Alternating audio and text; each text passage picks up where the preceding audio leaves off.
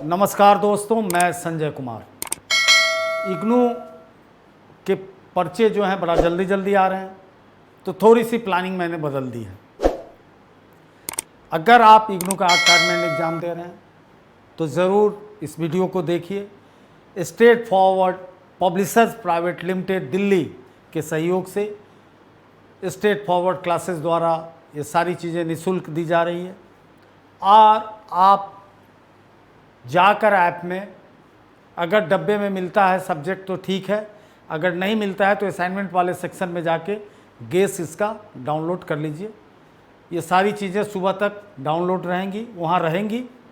आप SF classes Google play store से करके वहाँ पे डाल सकते हैं, ले सकते हैं, सब कुछ फ्री है। ये है कि मैं केवल अब ब्रीफ बताने जा रहा हूँ, चूँकि 4-5 चीज़ों पे बताना है जिनका एग्ज़ाम 12 तारीख को है, तो एक पढ़ाने लगता हूँ तो दूसरे को बट नेचुरल दिक्कत होगी। तो आज मैंने जितने 4 पॉपुलर सब्जेक्ट उस दिन है सबको मैंने उठा लिया है। सब पे गेस क्वेश्चन की बात करूँगा। क्वेश्चन गौर से देखिएगा, मल्टीपर्पस है। जो लोग एग्ज़ाम नहीं दे रहे हैं उनके लिए क्वेश्चन लॉटरी है, याद रखिए। इस क्वेश्चन से आप असाइनमेंट लिखना सीख जाइएगा, इसलिए किसी चीज़ के लिए भागना नहीं है। स्ट्रेट फॉरवर्ड हर समस्या का समाधान आपके सामने लेके आता है। तो मैं बात कर रहा हूँ BHIC 132 बैक का कोर्स है, हिस्ट्री का कोर्स है, भारत का इतिहास 300 common era to 1206 common era. अब जो C जो लिखा जा रहा है और BC, इसको मैं बता दूं कि पहले BC का मतलब होता था बिफोर क्राइस्ट, लेकिन बहुत पहले, आज से 20 साल पहले वर्ल्ड हिस्ट्री कांग्रेस ने यह तय किया, 20 से भी ज़्यादा समय हो गया, कि हिस्ट्री को अपने आप में अगर धर्मनिरपेक्ष रखना है तो हम कैलेंडर के गैगरियन स्वरूप में क्राइस्ट को ही क्यों लैंडमार्क माने। तो हो गया कि 0 पे पीरियड को लाया गया। निगेटिव में जो था, मैंने ईसा मसीह के जन्म, मतलब गैगरियन कैलेंडर स्टार्ट होता है पहली सदी से, तो बिफोर, उससे बिफोर कॉमन एरा कहा गया, सामान्य काल से पूर्व, उसके बाद सामान्य काल। ठीक है, इसीलिए BC हालांकि लिखने में अभी भी बहुत जगह मिलेगा, है दिक्कत, लेकिन धीरे धीरे चीज़ें ठीक हो जाएंगी। तो पहला है गुप्त प्रशासन पे निबंध लिखे। ये एडमिनिस्ट्रेटिव, गुप्ता एडमिनिस्ट्रेशन पे right on essay on Gupta administration. तो गुप्त काल आपको पता है कि हिंदुस्तान के इतिहास में 4वीं सदी से लेकर, यानी कॉमन एरा 319 एग्जैक्ट होगा, श्रीगुप्त का काल शुरू होता है और लगभग ये काल 250 साल से ज़्यादा चला है, 550 से एवब गया है। इसका बहुत बड़ा योगदान भारतीय इतिहास में है। इसके 2 पराक्रमी राजा हुए, चंद्रगुप्त द्वितीय और समुद्रगुप्त। ये 2 बड़े फेमस लोग हुए जिसने भारत का भौगोलिक विस्तार किया और तमाम चीज़ें। हालांकि मैं उस बात से सहमत नहीं हूँ, इसी काल को स्वर्ण काल भारत के इतिहास का कहा जाता है। उसका कारण है कि बहुत सारे लिटरेचर्स का डेवलपमेंट हुआ, सारे पुराण लिखे गए लगभग, और इसी काल में अब ब्रिक के मंदिर का भी को हम देखते हैं। और एक खास स्थापत्य कला में एक शैली विकसित हुई, बेसर शैली। बेसर का मतलब ही होता है मिक्सचर। एक नीचे द्रवेरियन था, नर्मदा से नीचे, और हिमालय से ऊपर नागर था। इन दोनों के मिल के बेसर बना। नागर बेसर में कभी कला पे पढ़ाऊँगा तो मैं अंतर बताऊँगा, क्योंकि अभी एडमिनिस्ट्रेशन की बात है। तो इसके एडमिनिस्ट्रेशन के हमारे पास ढेर सारे एविडेंस हैं। क्या क्या एविडेंस है? तो हमारे पास स्वयं समुद्रगुप्त का प्रयाग प्रशस्ति है, उस पर केवल समुद्रगुप्त ही नहीं, बहुत सारे गुप्त राजाओं का विवरण है। इसके अलावा इनका जो गवर्नर दक्षिण में था, गिरनार में, गुजरात में, बाद में वो स्वतंत्र हुआ है, वहाँ पे भी कुछ अभिलेख है, उससे मिलता है। उदयगिरी के गुफाओं से मिलता है, क्वाइंस पे मिलता है। तो बहुत साहित्यिक है। स्वयं कालिदास का संबंध इसी वंश से रहा है, तो कालिदास की सारी कृतियाँ हैं। तो मतलब कमी नहीं है, पूरा पुराण है। इनके कई राजाओं के ऊपर स्कंद पुराण है, स्कंदगुप्त के समय का, मतलब मैक्सिमम पुराण की रचना इसी काल में हुई है। इसलिए सारे पढ़ने के बाद एक सिस्टमेटिक एडमिनिस्ट्रेशन था, एडमिनिस्ट्रेशन सेंट्रलाइज था जो राजतंत्र का गुण होता है, और बहुत सारे जो राजा शक्ति के प्रति अपना समर्पण दिखाते थे उन लोगों का इलाका छोड़कर डायरेक्ट राजसत्ता के अंदर था। उसके बाद राजा जो होता था हर चीज़ का चीफ जुडिशियरी यानी प्रधान न्यायाधीश होता था, प्रधान सेनापति होता था, खुद युद्ध का सेनापति बनता था, और प्रशासन का भी चीफ होता था। तो बहुत व्यवस्थित था, प्रांत में बटा हुआ था केंद्र, प्रांत का गवर्नर सिस्टम था, प्रांत फिर कमिश्नरी में भुक्ति में बटा हुआ था, भुक्ति वो कमिश्नरी को कहा जाता था। देन विषय में डिस्ट्रिक्ट बटा हुआ था, ग्रामीण स्तर तक ये प्रशासन की व्यवस्था जाती थी। टैक्सेशन का मेन जरिया जो था जुर्माना, अर्थ का, और कृषि तो था ही।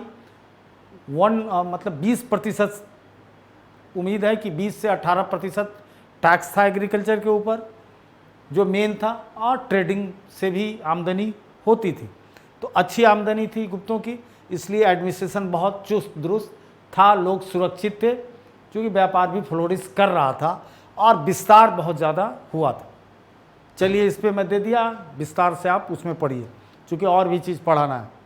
पल्लव कला और मंदिर स्थापत्य पे नोट लिखे। पल्लव दक्षिण भारत के पहले वंश है, मतलब चोल तो पुराना है, बहुत है, पांड्या चेर, लेकिन पल्लव जिसका मंदिर में बहुत बड़ा योगदान है।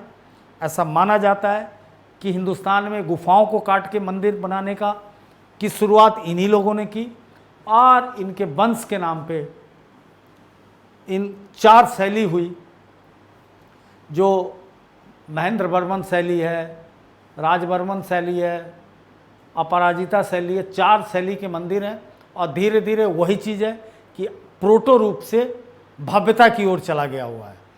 तो और अंत में जाकर फिर कटिंग के बाद भी कुछ मंदिर इन लोगों ने बनाया, बड़ा अद्भुत इनका मूर्ति कला से लेके सब कुछ था। चारों शैली की बहुत अच्छी विशेषताएं हैं, और ये हिंदुस्तान के लिए एक बहुत बड़ी चीज़ आज भी है। आप जाने कि कुछ दिन पहले चीन के राष्ट्रपति शी जिनपिंग जब आए थे तो उनको इसी पल्लव कला का ही दर्शन कराया गया था, और दक्षिण की एक बहुत बड़ी थाती है पल्लव कला की 4 शैलियाँ। बादामी के चालुक्य पे नोट लिखे। बादामी के चालुक्य, ये बादामी बेसिकली बीजापुर बेंगलोर में है, कर्नाटक।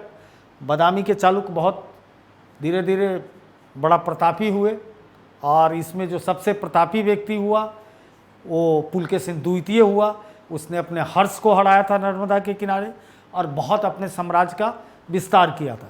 चूँकि बादामी शब्द क्यों है, तो चालुक्य गुजरात में भी है, रहा है कई जगह। तो ये जो लास्ट में प्राचीन भारत, मतलब ये संक्रमण काल का शासक है। संक्रमण काल की सोसाइटी धीरे धीरे मेडिएवल की ओर मुड़ रही है, उसी मुहाने पे है। 600 से 700 के बीच की ये कहानी है। तो बहुत ही बहादुर शासक था, बड़ा अपने साम्राज्य का विस्तार किया। नेक्स्ट क्वेश्चन है, चोल प्रशासन का विस्तार से वर्णन करें। अगर किसी एडमिनिस्ट्रेशन का डिस्क्रिप्शन इतना साइंटिफिक है हिंदुस्तान में, जिसके रिटेन स्रोत, आर्कियोलॉजिकल स्रोत, everything is there, inscription is there, nothing is unavailable for the Chola administration. You can read everything, or everything is throwing the light on the Chola administration. बहुत अच्छा प्रशासन रहा है चोलों का, specially the ruler administration is the wonderful. जो आज हम मुखिया की बात जो करते हैं, और decentralisation of power in during the period of Chola, that was policies in India in very nicely or very successful manner. तो चोल का विस्तार से वर्णन है। उसके बाद है उत्तर गुप्तकालीन अर्थव्यवस्था, तो post Gupta economy declining economy है। बार बार ऐसा हिंदुस्तान के इतिहास में मैं पढ़ने को देखने को मिलता है कि कोई अच्छे राजतंत्र के बाद डार्क एज में इकोनॉमी चली जाती है। चूँकि इकोनॉमी को अच्छा रहने के लिए लॉ एंड ऑर्डर अच्छा होना बहुत ज़रूरी है, राज्य का इंटरेस्ट बहुत ज़रूरी है, नगरों का विकास बहुत ज़रूरी है, मुद्रा का प्रसार बहुत ज़रूरी है। तो हम सब चीज़ देखते हैं कि मुद्रा श्रिंक करती है, मुद्रा की क्वालिटी में डिटोरिएशन है, ग्रामेज में डिटोरिएशन है, गोल्ड खत्म हो रहा है। जो सबसे स्टैंडर्ड गोल्ड कुषाण काल में एक कॉमन एरा में किया गया था, अब आके 600-700 साल बाद वो चीज़ें नहीं देखने को मिलती है। एक पॉपुलेशन का प्रेशर भी रहा होगा, इनलैंड आउटलैंड और inside inland trade and outside the country trade, जिसको आप फॉरेन ट्रेड कहते हैं, both are in the declining mood. कहीं ना कहीं सेमी फ्यूडल कैरेक्टर भारत के इतिहास में इमर्ज कर रहा है और सेमी फ्यूडल कैरेक्टर से चीज़ें डिस्टर्ब हो रही है। तो इसको बहुत अच्छे से देखेंगे, इस पर ढेर सारे everything is there as a source. कभी भी अपने उत्तर को लिखें तो ये ज़रूर करें, क्योंकि आप लोग अभी बच्चे हैं, इसीलिए मैं थोड़ा उस अंदाज में पढ़ाता हूँ कि बिना स्रोत के इतिहास न लिखे। सुनी हुई बात इतिहास नहीं होती है। इतिहास में एक शब्द भी बैगर किसी एविडेंस के लिखना गुनाह है। हाँ, अपने कंक्लूजन लिखने में आप स्वतंत्र हैं, जो भी आप निष्कर्ष लिखे उससे मतलब नहीं है, लेकिन वो आपके रिसोर्स बेस्ड कंक्लूजन होना चाहिए कि आपने किस रिसोर्स के आधार पे ये निष्कर्ष निकाला। बहुत बाजार में अफवाह गर्म है, उसमें मत फंसिएगा भाई, नंबर नहीं मिलने जा रहा है इतिहास में। और तीसरी एक बात कह दूँ, अगर मन से इतिहास पढ़ेंगे तो कभी भी जीवन में रोटी की समस्या नहीं होगी। इतिहास में वो दम है कि आपको एक अच्छा मानव भी बनाएगा, और अगर आप योग्य हैं तो खुद ही बहुत सारे निर्णय लेंगे, क्योंकि अनुभव, ट्रेजर ऑफ अनुभव, एक्सपीरियंस आपके अंदर आ जाएगा। राजपूतों के उदय के विभिन्न सिद्धांतों की व्याख्या करें। राजपूतों का उदय 10वीं शताब्दी की एक बहुत बड़ी ऐतिहासिक घटना है। Emergence of a new caste, सारे कास्ट की उत्पत्ति एक तरह से इसी समय होती है। मतलब आप इसको प्री मेडिवल कह सकते हैं, मध्यकाल के, पूर्व मध्यकाल के और प्राचीन काल के जो बीच का समय बनता है, उसमें सारी जातियों का इमरजेंस होता है। तो चूँकि बर्ड धीरे धीरे डाइल्यूट हो जाता है और कास्ट में वो डिकम्पोज करता है। तो एक बहुत बड़ी थ्योरी है, the theory of decomposition and emergence of caste. इस पर बहुत लिटरेचर है, मैं उसमें जाना ही नहीं चाहूँगा, क्योंकि मैं इग्नू के लिए केवल कॉमन पढ़ाता हूँ।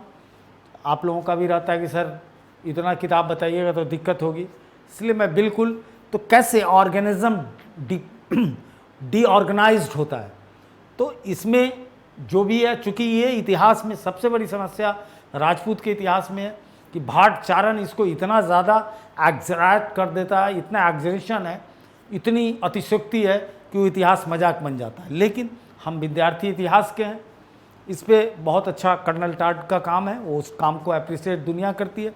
अन्यथा जो भी रिकॉर्डिंग है वो 1 का 11 नहीं, 1 का 1100 बना देने वाली बात है। तो अग्निकुल का सिद्धांत बड़ा फेमस है, emergence with the fire family.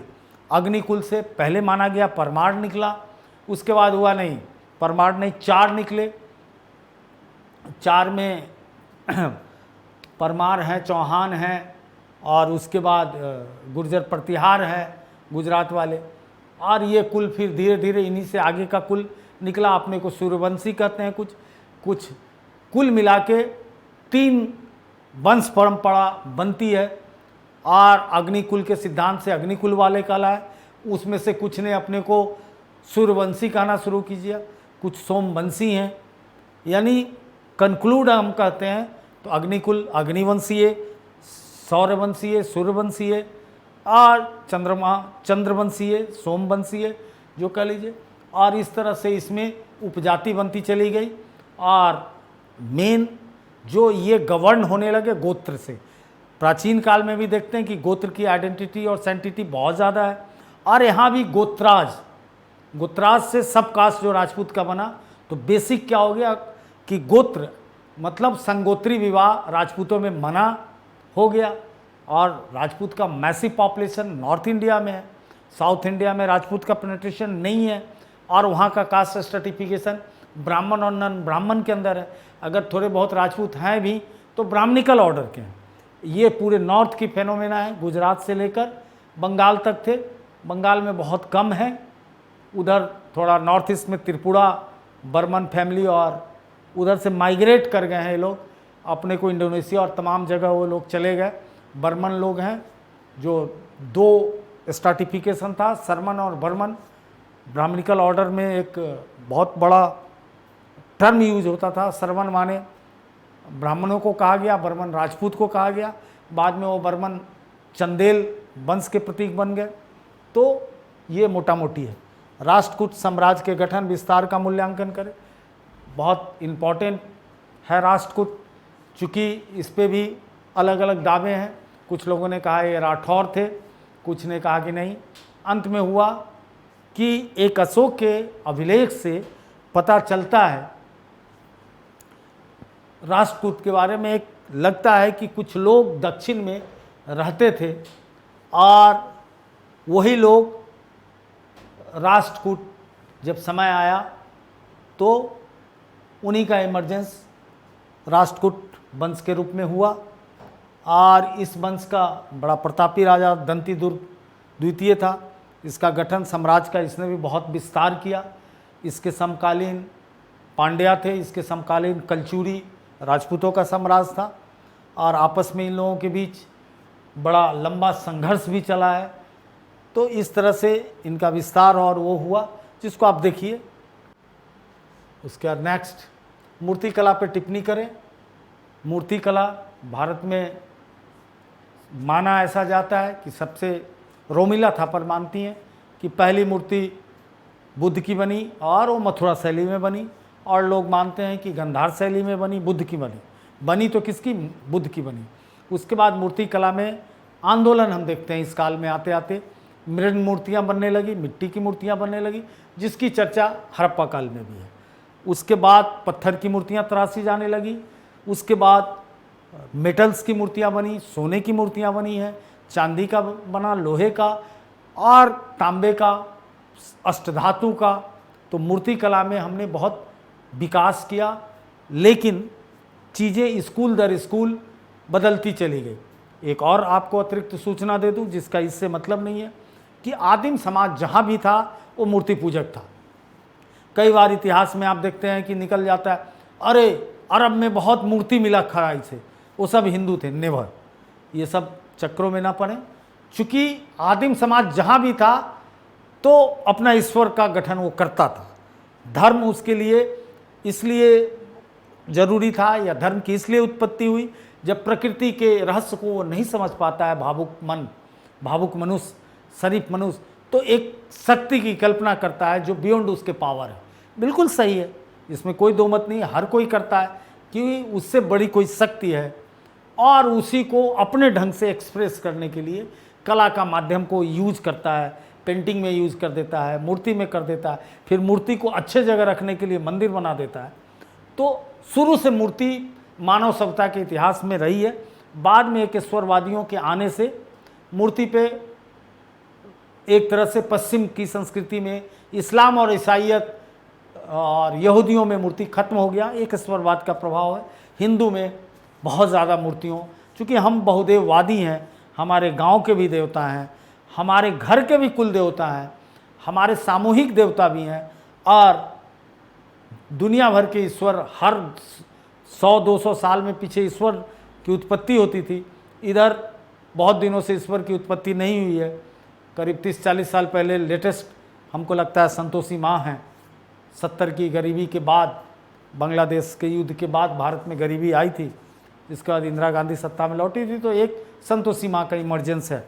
Before that होता रहा है। तो हम अच्छे मूर्ति पूजक हैं, इसलिए हमारा मूर्ति शिल्प बहुत अच्छा है। भक्ति आंदोलन एक ऐसी घटना है जो दक्षिण से शुरू होती है, और दक्षिण से शुरू होकर उसका प्रसार उत्तर में होता है, पश्चिम में होता है। वो फ्रॉक की तरह मतलब 2 डायमेंशनल हो जाता है कि साउथ इंडिया से ही निकला है, साउथ इंडिया से आकर एक धारा नॉर्थ में रामानुज इसको ले जाते हैं, जिसके कबीर, रविदास और सब लोग इतने संत हैं भक्ति में कि आप गिन नहीं पाएंगे। बहुत का नाम सुने हैं तो मैं बता देता हूँ। कबीर हैं, रविदास हैं, स्वयं नानक हैं, तुलसीदास भी हैं, सूरदास भी हैं, अष्टछाप के अलग अलग कवि हैं, बलवाचार हैं, उधर से उठते हैं चैतन्य महाप्रभु हैं। मतलब भक्ति संतों की कोई कमी नहीं। और एक धारा नामदेव और पश्चिम भारत में महाराष्ट्र और के इलाका गुजरात एक ही था, उधर चला जाता है। इन लोगों को सबसे बड़ा इनके उदय का और इनके बेवाकीपन का कारण, जैसा कि इतिहास में देखता हूँ, स्वयं इरफान हबीब भी मानते हैं कि शहरीकरण का प्रभाव था। क्योंकि गांव में बोलते तो मार दिए जाते, शहर में डेमोग्राफिक स्ट्रक्चर, जनसंख्या बदल जाती है, डिपेंडेंसी बदल जाती है। अब स्वयं कबीरदास तत्वा थे, तत्वा माने तंतु से जो काम करने वाला, जिसको जुलाहा बोलते हैं, और हिंदू में जो ये काम करता है उसको तत्वा बोलते हैं, बिहार में तत्मा भी बोल देते हैं। तत्वा मतलब तंतुओं के साथ काम करने वाला। उसके बाद रविदास चमार थे, लेकिन फिर भी उन्होंने सास का कितनी बड़ी बात कह दी कि मन चंगा तो कठौती में गंगा। इससे बड़ी बात क्या हो सकती है कि, और कबीर उसको संतों का संत कहते हैं। नानक के यहाँ ऐसे ही, आज जेंडर स्टडीज़ पे इतनी बात कर रही है, नानक के यहाँ खूब सम्मान महिलाओं को मिला हुआ है। तो इस तरह से पूरा भक्ति आंदोलन बृहत रूप लिया और ये समाज में परिवर्तन का आग्रही था। छुआछूत, जात पात में ये विश्वास नहीं करता था। हाँ, इसके एक विश्वास के कारण जो आम्बेडकर की भी शिकायत रही है कि ये साकार ब्रह्म और निराकार दोनों गुट बना, और उसके चलते ब्राह्मणिकल ऑर्डर एस्टैब्लिश रहा, उस पर कोई प्रहार नहीं हुआ, लाख ये वचन से करते रहे, लेकिन उस ऑर्डर को कहीं ना कहीं पोषित और पल्वित करने का काम भक्ति आंदोलन ने किया, जिसके चलते और ज़्यादा कास्ट, भक्ति आंदोलन के बाद ही कास्टों का इतना बड़ा हुजूम निकला। भांति भांति के ऑक्यूपेशनल बेस कास्ट, व्यवसाय बेस कास्ट, और रिजिड होता चला गया और डे टू डे रिजिड होता जा रहा है। आज ये हालत है कि मुझे डर है कि आने वाले समय में इस देश में ये आवाज़ भी ना उठे कि कास्ट बेस्ड बजट बनाया जाए। चूँकि अगर कास्ट बेस्ड पॉपुलेशन हो कि जनगणना हो गई तो कास्ट बेस्ड कल को कहेंगे कि मेरा ये हिस्सेदारी है, मुझे इतना मिलना चाहिए, जबकि प्रकृति में ऐसी कोई व्यवस्था नहीं है। जब मैं सुकरात के शब्दों में बात करूं, गांधी के शब्दों में, प्रकृति तो सबके लिए जीती है। कहाँ कहती है कि ऑक्सीजन इतना ये कोई दलित ले और इतना कोई ब्राह्मण नहीं। तो नैसर्गिक डिस्ट्रीब्यूशन पे भी असर पड़ेगा।